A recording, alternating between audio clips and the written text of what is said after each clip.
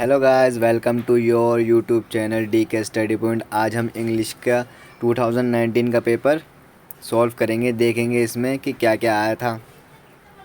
दोस्तों, question paper solve करने से पहले हम इसकी इंस्ट्रक्शन देख लेते हैं। जो इसमें इंस्ट्रक्शन दिए गए हैं, जनरल इंस्ट्रक्शन जो होते हैं हमारे पेपर के। दोस्तों, पेपर शुरू करने से पहले हमें ये इंस्ट्रक्शन पढ़ने बहुत ज़रूरी है, क्योंकि इनसे एक आइडिया लग जाता है हमें कि कौन सी चीज़ हमारे लिए कंपलसरी है, कौन सी चीज़ हमें करनी है और किस चीज़ में ज़्यादा ध्यान देना है। तो जो पहला इंस्ट्रक्शन दिया है वो इस पेपर को 3 सेक्शन में बांटा गया है, ए बी एंड सी, और सारे सेक्शन कंपलसरी हैं। Separate instruction are given with each section and question wherever necessary. Read the instruction very carefully and follow them faithfully. Do not exceed the price word limit will answering the question. जब आप question paper लिखना शुरू करेंगे तो उसकी word limit दे रखी है, उसको एक्सीड नहीं करना आपको। अगर आपने एक्सीड करा तो उसकी क्या कहते हैं, मार्क्स काट लिए जाएंगे। तो बढ़ते हैं दोस्तों पहले क्वेश्चन पे। दोस्तों, पहले तो आपको पता ही होगा, 2 पैसेज आते हैं। एक 10 नंबर का होता है और एक और 10 नंबर का होता है, 20 नंबर का ये होता है। या फिर एक 12 नंबर का होगा या फिर एक 18 नंबर का होगा। बट वो हमारे लिए ज़रूरी नहीं है। वो तो हर कोई बंदा वहीं पढ़ के, वो हर बार अलग आता है, वहीं पढ़ के उसका आंसर देने पड़ते हैं। हमारे लिए इम्पोर्टेंट है ये दोनों, बी और सेक्शन सी वाला इंपॉर्टेंट है। तो देखते हैं section B, writing, advance writing skills जो होती है हमारी। इसमें क्या दे रखा है। पहला question, you are principal of National Public School Jaipur. You are required TGT maths for your school. Draft a suitable advertisement. दोस्तों, इसमें एडवर्टीजमेंट लिखना है। आपके जो तुम प्रिंसिपल हो नेशनल पब्लिक स्कूल के जयपुर के, तुम्हें किस चीज़ की ज़रूरत है, टीजीटी मैथ्स। टीजीटी मैथ्स की तरह के जो स्कूल है आपका, वो टीजीटी मैथ्स का आपको एक रिक्वायर्ड है उसके सर की।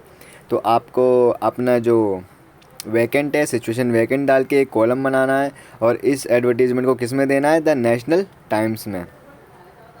उसमें आपको बताना है कि क्या क्या उसके स्टार्टिंग एसेंशियल होनी चाहिए, डिस्क्राइबर होनी चाहिए, क्वालिफ़िकेशन, एक्सपीरियंस और कैंडिडेट के लिए क्या क्या मायने रखती है, वो चीज़ आपको बतानी पड़ेगी।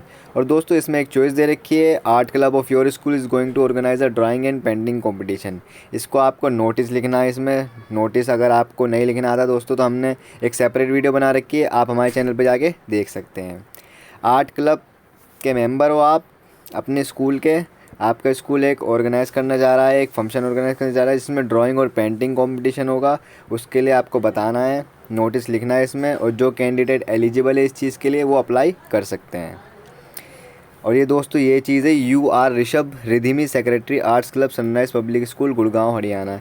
आपका नाम देख लीजिएगा, ऋषभ या रिधिमी। आप एक लड़की हैं तो आपको रिधिमी डालना है नीचे रिगार्ड्स में, और लड़के हैं तो ऋषभ डालना है। अपना नाम कोई ना डाले, उसके मार्क्स भी कटते हैं। इसके बाद दोस्तों दूसरा वाला क्वेश्चन देख लेते हैं। ये आएगा दोस्तों हमारा लेटर। ये लिखा ना, write a letter to the editor. इसमें लेटर लिखना है। पहले देख लेते हैं, you have realise the necessity of education of financial independence of women for their family society and in turn for the nation. Write a letter to the editor the nice highlighting your ideas on the important of education of women.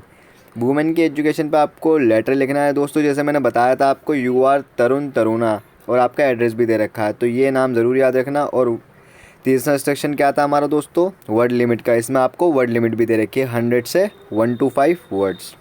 So be careful about words limits. दूसरा देख लेते हैं, इसकी comparison में choice दे रखी है। You bought a refrigerator 2 months ago from Mohan sales Ashok Vihar Bangalore. It has developed certain problems regarding its function, cooling has stopped, it is making like noise, letter complaint. दोस्तों, इसमें सिंपली आपको मैनेजर को एक कंप्लेंट लेटर लिखना है कि आपने एक रेफ्रिजरेटर ख़रीदा था 2 महीने पहले मोहन सेल से, अशोक विहार जो बेंगलोर में है। उसमें बहुत प्रॉब्लम आ रही है, जैसे उसकी फंक्शन ख़राब हो गई है, वो कूलिंग नहीं कर पा रहा और ज़्यादा आवाज़ कर रहा है। इस चीज़ को रिगार्डिंग आपको एक लेटर लिखना है, कंप्लेंट लेटर लिखना है। मैनेजर को पूछना है कि आप इसे बदलवाओगे या इसे हमें रिपेयर करके दोगे। इसकी वर्ड लिमिट दोस्तों आपकी 100 to 125 वर्ड्स है, और नाम देख लीजिएगा, सचिन और शशि। फिफ्थ क्वेश्चन देखते हैं, राइट अ डिबेट। दोस्तों, इसमें डिबेट लिखना है। डिबेट का तो आपको पता ही होगा, एक डिबेट पॉजिटिव वे में आती है, एक डिबेट नेगेटिव वे में आती है। मींस एक अगेंस्ट में आती है और एक फेवर में आती है।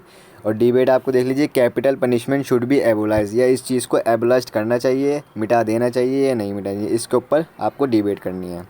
और इसके कंपैरिजन में इसकी चॉइसेस में दे रखा है, regular practice of yoga is usefully is in maintaining good health, it is also important for good concentration and peace of mind.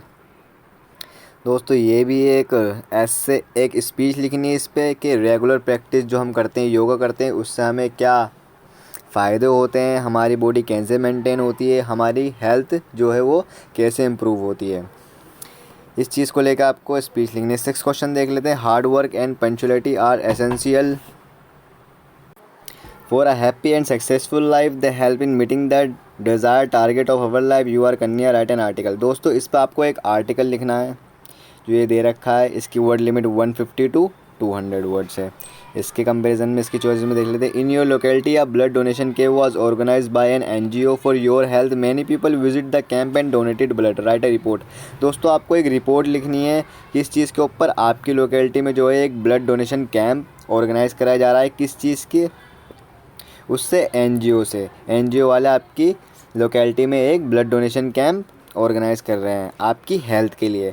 तो बहुत सारा आपको रिपोर्ट में यही बताना है कि वो कब से शुरू होगा, कब वो शुरू हुआ, कितने लोग आए, लोगों को ब्लड डोनेशन उन्होंने ब्लड डोनेट करा, उनके ब्लड डोनेशन करने के बाद उन्हें क्या क्या दिया गया, कौन कौन सी प्रिकॉशन अपनाई गई, जूस दिया, कैंडीज़ दी, एक रोज़ भी देते हैं। दोस्तों अगर आप जाओगे कहीं ब्लड डोनेट करने, अभी तो आप वैसे छोटे होंगे, 12th क्लास में होंगे, अगर आप इन फ्यूचर ब्लड डोनेट करोगे, कहीं जाओगे हॉस्पिटल में, तो आपको जूसेस भी मिलते हैं और एक रोज़ भी मिलता है, कैंडीज़ वैंडीज़ सब देते हैं वो, जहाँ की उसकी जितनी कैपेबिलिटी होगी हॉस्पिटल्स की वो सारी आपकी रिक्वायरमेंट पूरी करेंगे। आइए दोस्तों लास्ट हमारा जो सेक्शन है सी वो देख लेते हैं।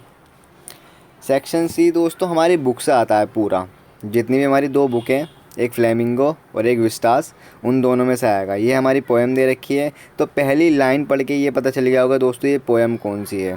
तो प्लीज़ बताइए कमेंट बॉक्स में करके, कमेंट बॉक्स में बताइए ये पोएम कौन सी है। I looked again at her wan pale as a late winter's moon and felt that old familiar एक्ट my childhood's fear, but all I said was see you soon अम्मा, all I did was smile and smile smile। Name and the poet and the poem. दोस्तों इसका पहला question है name the poet and the poem. दोस्तों इसमें आपको पढ़ के पता चल ही गया होगा कि इसमें पोइट का नाम क्या है, पोएम का नाम है। पोएम का मैं नाम बता दूं आपको दोस्तों, इसका नाम है माई मदर एट 66 और इसको लिखा जिसने है उसका नाम है कमला दास। कमला दास ने अपनी मदर्स के बारे में बताया था कि उनका चेहरा पीला पड़ चुका था जब मैं कोचिन से एयरपोर्ट की तरफ जा रही थी। अगर आपने ये वाली वीडियो भी नहीं देखी तो आप हमारे चैनल पर जाके पूरी वीडियो देख सकते हैं, शॉर्ट वीडियो है, एक बिल्कुल अच्छे से एक्सप्लेन करा गया है उसमें। सेकंड है what was the poets childhood fear, जो बचपन का जो डर था उसका पोइट का वो क्या था। दोस्तों उसका यही डर था कि वो अपनी माँ से कभी ना कभी अलग उसे होना ही है, चाहे वो अभी हो या बाद में हो, मगर उसे एहसास हो गया था कि हाँ मुझे अपनी माँ से अलग होना पड़ेगा जब उसने अपनी माँ की हालत देखी थी। What is the poetic device used in lines first and second. I looked again, आओ पढ़ते हैं। I looked at again and at her wan pale at last winter moon and felt that old. दोस्तों आपको comment करके बताना है कि इन 2 line में कौन सा पोएटिक डिवाइस बताया गया है। Explain late winter's moon. दोस्तों जो विंटर्स का मून होता है वो थोड़ा पीला पड़ जाता है, थोड़ा ढल जाता है, जो हमारा विंटर का मून होता है वैसे ही से बताया गया है कि उनकी जो माँ का चेहरा था वो भी एकदम ढल चुका था, वो भी पीला पड़ चुका था, ऐसा लग रहा था कि कोई डेड बॉडी हो। इसमें चॉइस दी गई थी दोस्तों, तो मैं बताऊंगा आपको, सजेस्ट करूंगा कि बच्चों ने जहाँ तक के है यही करा होगा, पहला वाला। सेकंड देख लेते हैं। ये आ गया दोस्तों हमारा question answer. Answer any 4 of the following question in 30 to 40 words each. Word जो लिमिट है आपको दोस्तों वो याद ही रखनी है, बिल्कुल इससे ज़्यादा एग्जिट ना हो। पहला क्वेश्चन देख लेते हैं। What did M Hamel blame for the neglect for learning on the part of boys like French. जो एम हेमल थे दोस्तों आपको पता ही होगा, ये वाला तो आपने पढ़ा ही होगा। जो एम हेमल थे वो एक फ़्रेंच टीचर थे और जो फ्रेंच था उसे फ्रेंच में बिल्कुल भी वो नहीं था। तो उस दिन जो फ्रेंच था वो नेगलेक्ट क्यों कर रहा था, वो लर्निंग से बचना क्यों चाह रहा था, स्कूल क्यों नहीं जाना चाह रहा था। क्योंकि दोस्तों जो एम एम एल ने उसे पार्टिसिपल पे क्वेश्चन पूछने थे और वो उसे पार्टिसिपल का पी भी नहीं आता था, इसलिए वो नेगलेक्ट हो रहा था पढ़ने से, इसलिए वो स्कूल नहीं जाना चाहता था। दूसरा देख लेते हैं। How did the instruction turn Douglas into a swimmer. Douglas को जो उसका इंस्ट्रक्शन था उसने स्विमर में कैसे चेंज करा। डगलस को उसने एक कन्वेयर बेल्ट बांधी, उसको स्विमिंग सिखाई, पानी के अंदर सांस लेना सिखाया, तैरना सिखाया, उसके पैर हिलवाना सिखाए, ऐसे वो डगलस को स्विमर में चेंज कर पाया। तीसरा क्वेश्चन देख लेते हैं। What do you think Gandhi ji consider the Champaran episode to be a turning point in his life. Gandhi ji का जो चंपारण का जो प्रोटेस्ट था, प्रोटेस्ट कह लीजिए या फिर रेवोल्यूशन कह लीजिए एक तरह से, उसे जो वो चीज़ थी वो टर्निंग पॉइंट बन चुकी थी गांधी जी से, क्योंकि जब वो रेवोल्यूट हुआ था उस टाइम तो गांधी जी बहुत फेमस हो गए थे। वकीलों में, अंग्रेज़ों में सब गांधी जी के नारे लगा रहे थे। ऐसा ऐसा माना जाता है दोस्तों, किसी की लड़ाई हो रही हो, अंग्रेज़ किसी को मार रहे होते थे, हमारे इंडियंस को हमें मार रहे होते थे मतलब, तो अगर गांधी जी वहाँ पे आ जाए तो इंडियंस खुश हो जाते थे कि अब हम नहीं पिटने के, अब गांधी जी आ गए, हम बच जाएंगे। ऐसा तक माना जाता था। गांधी जी का जो टर्निंग पॉइंट था लाइफ का वो एक चंपारण था, चंपारण रेवोल्ट माना जाता है। रेवोल्ट तो नहीं कहेंगे दोस्तों इसे, इसके लिए एक पार्टिकुलर टर्म आती है, वो मैं थोड़ा भूल रहा हूँ, आप देख लेना। What made the chief astrologer place his finger on his nose। Astrologer की कहानी है दोस्तों, वही द टाइगर किंग की कहानी है, ये आपको समझ में आ गया होगा। What did the writer indicate that doctor सदाव father was a very traditional and conventional man. Doctor सदाव के फादर, ऐसा क्यों माना जाता है जो डॉक्टर सदाव के फादर थे वो बहुत ट्रेडिशनल थे और कन्वेंशनल मैन थे, क्योंकि उन्होंने सदाव को बहुत अच्छी तरह से पाला था। उनसे कहा था कि जब तक मैं हूँ जब तक तुम ऐसे काम मत करना। उन्होंने पढ़ाई के लिए उसे अमेरिका भी भेजा था पढ़ाई करने के लिए कि आप डॉक्टर बनकर आइए और अपनी कास्ट में ही शादी करना। डॉक्टर सदाव के फादर ने उन्हें ये बताया था।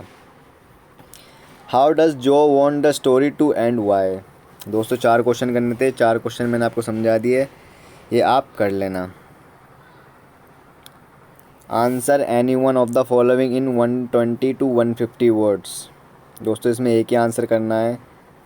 Seemapuri a place of the periphery of Delhi yet miles away from it, metaphorically explain.